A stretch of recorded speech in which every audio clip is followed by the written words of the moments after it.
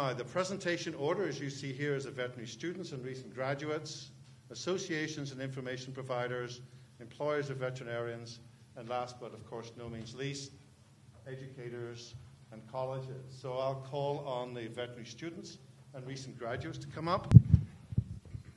All right, so kind of the first big thing that came out of our breakout session was, as any good veterinary student, recent graduate would do, we refined our problems list and actually took a couple of the initial proposals and felt like they could be rolled into other ones that they fit better in those categories and actually augmented what we were discussing in those other categories. So the minimized cost of borrowing and the 2-year pre-vet program, we did not discuss in very much detail because we felt like it was covered in our other proposals.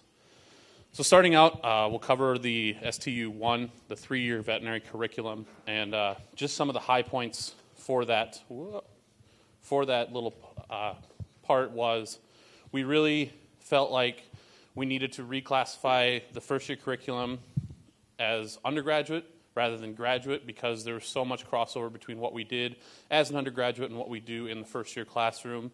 This can include biochemistry, physiology, histology.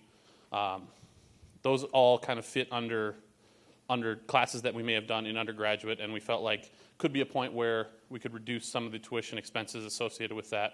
Additionally, we really wanted to see professors at schools work together to streamline their content and approach it in more of a systems-based approach that would fit within a 3-year program and would help make this solution implementable in a college by helping fit inside that 3-year program.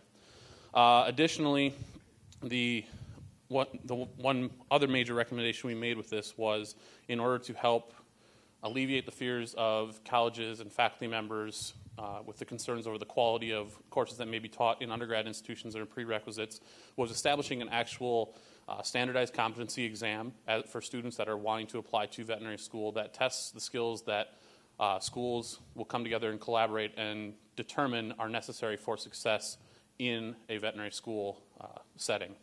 So in terms of who we were looking for to collaborate with this, we needed college administrations to agree on a somewhat nationwide first-year curriculum and skills that they feel are universally needed to have success in the second, third, and fourth years of their programs. And we really were encouraging the employers group and the college group to get together and understand what employers see as valuable skills when they are hiring versus what colleges and faculty members may be teaching in the classroom.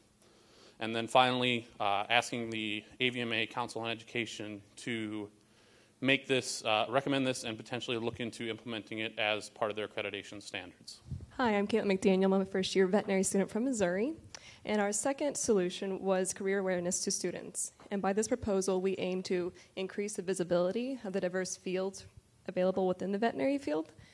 And by doing this, we proposed implementing a database that would compile all of the information of professionals in different aspects of the veterinary field. This would provide students with a direct source of contact to the person and be able to answer and have answered their questions. Let's see. In addition to this, we also ideated about the financial support to MPH programs and other ancillary veterinary programs that could be available. And under that would be the public service loan forgiveness, which Tony from VIN would have us bold and underline and put little smiley faces around it. It's a good idea. So through that, we just want to increase, like I said, awareness of it and give students more options available to them after they graduate. I think that's pretty much all, unless there's anything else you want to add on. Yeah?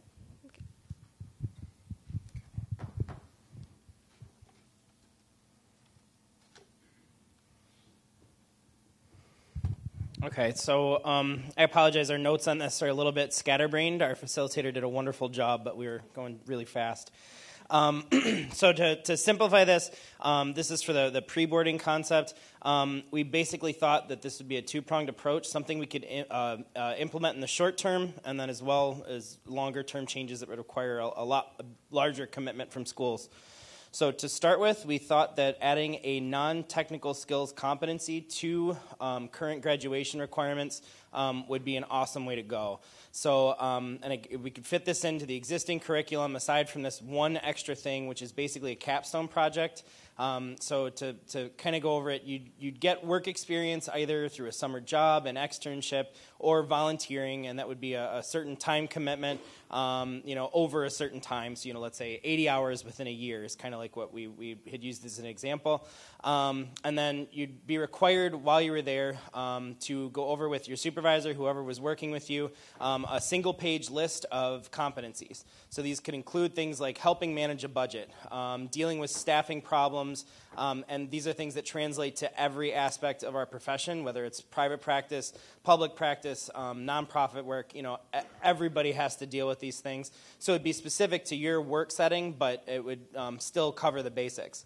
And then, so you'd be able to do this at any point in your curriculum. But before you graduate, you'd have to present to a faculty panel or your peers, and explain how that you've developed these non-technical skills. So that was kind of our short-term solution. And longer term, you'd have to change the whole curriculum. We had talked about, seriously, we're talking about reducing terms. So instead of going for 4 months, maybe you'd go for 2 months. You'd stagger your class, so instead of having 110 people sitting in the room, for 8 months out of the year and then having the summer off, you'd do maybe 33 of you in the room at a time, and while, two-thirds, we'll say 66. So you've got two-thirds of your class sitting in a classroom actually learning stuff. The other third is actually out working somewhere. This gives you actual on-the-job training. It lets you cement your clinical skills while you're learning them. Also, it just makes sense. The other big bonus, and we'll have to talk to the practice owners about it, but is offsetting some of the costs while you're in school. So these would count as academic credits while you're off working at a facility. However, we'd hope that if we were there for like a couple months, long term enough that we'd actually be able to take on some responsibility for you guys. We'd actually be able to do things and trade for that. You guys would help us out with tuition. It still wouldn't be cost, who cares about, a minimum wage or anything like that. You'd be able to get the labor, and we'd be able to get part of our tuition covered. We'd also be able to add stuff to our resume. Okay, so that kind of leads right into professional skills in the curriculum. Okay, if I can get it to stop where I want it. Let's see. So some of the things that we talked about, these skills that we're talking about, we actually went into some discussion about what are these skills called. Non-clinical skills, communication skills, potentially business skills and emotional intelligence. We feel like all of those are kind of what we're covering in this area, and skills that are really important. And I know we've heard other people talk earlier about how important these skills are for us and what they mean to our earning potential as new veterinarians. So one of the big hurdles, and to make it more impactful and implementable, is going to be changing the culture of how those are viewed and seen by our students from year one. So knowing that those are important skills for us to attain. Not only is it important to be a great surgeon, but it's also really important to understand business. It's really important to be able to talk to clients and to not figure that out year 4, figure it out year 1. So while you're doing this pre-boarding program, you can work on those skills and pay attention to those things as well. So it all kind of integrates together. Here it talks about how the data shows that it's important both to our future employers as well as to ourselves for our production ability. I'm just kind of going through this. It wasn't my group, so if I'm missing anything, holler at me. We'll need university support. To get that business education, it's difficult. We recognize we teach medicine, not business. So whether or not that means, combining with business schools to help us out, or even our VBMA can really, if well supported, they can really provide a lot of that education. So that was one of the groups that we kind of looked at as far as being able to help with this area. And then to develop a uniform template to measure this. That was one of our big, in all of these areas, I think, but we want to be able to measure our outcomes. Is this really changing our earning potential as recent graduates? Again, as we're talking about debt to income ratio, if we can prove that this changes our earning potential, then we can show our employers that we're worth more money, and we can increase our income. Let's see, what am I missing here? Talking about training clinicians on the importance of this as well. And then this exit survey. I thought this was, speaking of measurable outcomes, to see, if you took this certificate program through the VBMA to gain some of these skills, we could implement an exit survey, just a yes or no, did you get this certificate or not get this certificate? And then we can compare salaries based on those who had this and those who didn't to really see if it is making a difference. One of the things that we mentioned as far as checking the salaries in that situation is that we would really want to see overall income or production more so after year one. A lot of people are going to ProSal now, so to go at your starting salary as right out of school may not reflect how much you were actually able to produce. So we really wanted to measure this more as a ability to change your production, which again would then be the data to support that we can pay for ourselves and increase our incomes. So that's that topic, if anyone has anything to add to that. Okay. The financial literacy, I feel like I was in one of the small groups that discussed this. I think the other people in the room felt the same. We thought this was extremely important. They're all very important, but this one I think a lot of us felt was extremely important. This is kind of a threefold implementation if you look at how they outlined it, and so that's what we discussed it as. We would like to see in that pre-vet component that there is a requirement to either watch an online seminar or take an online course. Those details can be hashed out. Something that's no cost to the student necessarily, but it's a requirement to apply for veterinary school so that you're aware of what is debt-to-income ratio, what is your debt likely to be, and what is your income likely to be, so that our students are informed going through this process. We do recognize, kind of to bring up, I don't know, maybe the elephant in the room on this particular topic, but as we talk about that, how will that impact our number of applicants? It may end up causing a negative effect on the number, although our overall thought was really then the quality of applicants would increase because those applicants are completely aware of what they're getting into. They have the knowledge to take forward and change how much they're borrowing because they're aware of what they're getting into and borrow potentially less money, not get their daily Starbucks on their student loan bill. So we thought that even though that may have somewhat of a negative impact on that aspect, that the long-term would be very important, especially for mental health, which I know we're talking about debt-to-income ratio, but we have to keep in mind that as well. So I think that was really important in that aspect. So we'd have this pre-vet requirement or online course. So if it's part of your pre-vet curriculum, great. If you're a non-traditional student, then you can go online, watch this. It's required for your application to know, just so that we know that you're aware of what you're getting into and how to borrow intelligently. That's where we kind of added in that, I think it was number 3, the decreasing borrowing. That's where we saw this tying in there because that's part of what this online course would discuss is your debt-to-income ratio and how to decrease your debt so that it's not so significant. Then the second part of that would be at orientation. We would like to see potentially the VBMA take this on as an opportunity for each school's VBMA president to get in front of the incoming student body, talk about debt-to-income ratio, and then take it a step further into budgeting. There's financial simulators that are already out there that we can utilize, and let the students work through some of those, ask questions, get more information, also get more information on how to deal with the other end of that, not just decreasing the debt, but increasing the income on the way out. So talking about those soft skills that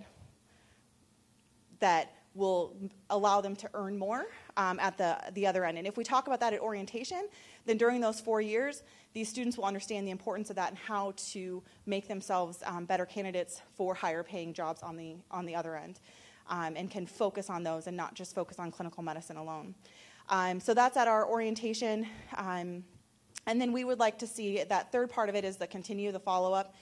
Every year, end of semester, end of year, kind of rehashing this to having them go through that simulator again with their current debt and walking through that so they're aware of where they're at. So some of the hurdles, obviously, we'll need somebody to facilitate, especially that orientation. And that's where we kind of looked at VBMA. I think long-term we would like to see it be something that's not necessarily on the shoulders of a club group, but more required. But to be able to implement it this fall, if that was something that we wanted to do, I think that would be the fastest way to get it implemented. So that's all I have. Did I cover everything? Okay. Excellent. We should thank them for. So with the debt-to-income ratio, what are your thoughts if you had available to you prior to veterinary school, debt-to-income ratio at various veterinary schools, short-term and long-term? And I know that getting at that is not easy, but if we can get that made available, would that have impacted any of your decisions? Yeah, I'll get up here right now and say it in front of all of you. If I had known what I was getting into when I started, I would not have come to vet school. Yeah, thanks. I'm not bitter about it. I'm just really happy to be part of the solution. But, I mean, we need to be making informed decisions. I got over the bitterness. I got over the feelings of betrayal when everybody told me up starting vet school that everything's going to be fine, you're going to make ends meet, and now my wife and I are delaying kids, because of this. That video that you saw at the beginning of today, I had to leave the room because I was almost crying. That hit so close to home. So, no, we need all of the information. We need it for the next round of applicants. And it needs to happen as fast as possible. We need to go into this with open eyes, or else we're going to regret joining this wonderful profession for the rest of our lives, and we can't do that. So might you choose a different school if the DRR was different? Yes, but for my case in particular, I'm from Michigan State. In-state tuition, it wouldn't have compared to any other school. I mean, it's the reason I am at Michigan State. I mean, that, and it's the best, but... but yeah, I mean, having that available... I mean, the biggest thing here really is transparency across the board. It doesn't matter what you're talking about. People are sick of being in the dark. We need to know what's going on, and that will change who's applying where, and that also gets right back to capitalism. It'll make schools more competitive. We'll have to drive down prices somehow, and this is one way we can do it. I do agree with them, but conversely, I am a second career veterinary student, so I cognizantly made the decision to invest my time and my money and my effort into veterinary school. So there are those few, or quite a few, very, very many passionately driven veterinary students, and that is why we're here to create those solutions for them. Thank you. Thomas White, from two locations. I would just like to encourage the millennials that you hold the solutions to this. You're looking at the wrong folks. We built this thing that you're talking about is not working so well. Man, you guys have to step up and just be like you normally like to be, crazy. Fix it. I think you can. I really do. I think we need to hear your ideas on how we can do a better job of not only training veterinarians, but delivering services to Americans. Because this is actually a microcosm of the whole country and other industries. It's not just veterinary medicine issue. So just trying to encourage you to fix it. Okay. Yeah, no challenge, no pressure. Okay, who we got next? I've got behind you, sir, a young lady there. Yes, ma'am. Question or comment? We're looking to add to what the work that they did. Yeah, thank you. I just had a comment on what Sheena was talking about, that course that we were envisioning was required to submit your VMCAS application, and we were envisioning that every school's tuition was on there, every school's debt-to-income ratio, and even we were envisioning the AVMA, say, or somebody assigning a grade to each school for their financial literacy, how good their business and communication programs are. So not necessarily a ranking system, but a grading system, so that truly if every school was doing an awesome job, they could all get an A+, but that students could evaluate the schools, and how they compare. And then I also had a comment on the 3-year program. We talked about that a lot, but I feel like the consensus in the room was that it was a long-term solution, because you can't just eliminate 1/4 of the faculty overnight. And you can't eliminate 1/4 of the facilities either. So it doesn't actually help us until probably many years down the road to reduce to a 3-year curriculum, because like I said, you're not going to be able to get 3/4 of the faculty only, and that's the biggest cost, right, is the salaries of the faculty. So in addition to that, maybe another long-term goal is reducing the number of faculty so that we can kind of bring down the student burden on employing all these faculty members that teach 1-2 credit course every other year, and you know, just sort of rein in that cost. So. Okay, message received. Thank you.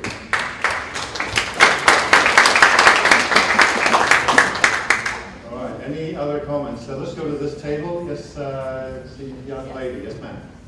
Cool. I just, Katie Gammon from Michigan State. I just wanted to point out that one of the most important, I think, things that we brought out of our discussions was having an advisor at each school for both career and financial. So that's something that long-term students can have as a resource and not just have one speaker come in there or one presentation and orientation. It's someone that they can go and get advice and have someone to approach about non-traditional careers or how to deal with a specific personal financial decision. Okay, thank you. Let's go to this table. Young lady with the stripy shirt. I'm Bexa Ober, I'm from Kansas State. I think one thing that we really need to do for incoming students is to differentiate what undergraduate student debt is from graduate student debt. Because when it's talked about in the media or just in conversation, we just say student debt, and those are astronomically different things. It's something that we should push on other people. Okay, thank you. Any other comments on, again, the work, young lady in behind the table that was talking? Yes, ma'am. Absolutely. Going back to the pre-vet awareness with the online module, which I think is a great awareness. You know, when you look at the research for MOOCs, which are the massive online open kind of courses, there's a lack of accountability there. And so, while yes, I believe that our generation can help solve the problem, we also need help with the accountability of it. Because I remember going through vet school, and a lot of this information was presented, but it's presented out of context. You don't realize how massive and how big it is without the context and the help and the inspiration of how you're going to solve it, the accountability of let's work through this, because it's scary. It's negative, and so it's something that while you're going through this very intense curriculum, something you don't want to think about. And so we need the help to have this positive conversation of like, let's solve it. But we need that from other generations of saying, hey, here's how I generate income. Here's other ways of passive income. Having positive conversations and accountability around the topic of income. Because we focus on the debt, which is very negative, but there is another side of this, and let's focus and have great conversations around the income and build that positivity and that accountability so that it works together, because just the information alone is not enough, it's scary, versus if we as a profession stand up and say, look, there are ways out of it, let's have those conversations. Okay, thank you. We have time for one more quick comment or input, if anybody wants to share. Or, yes, Paul.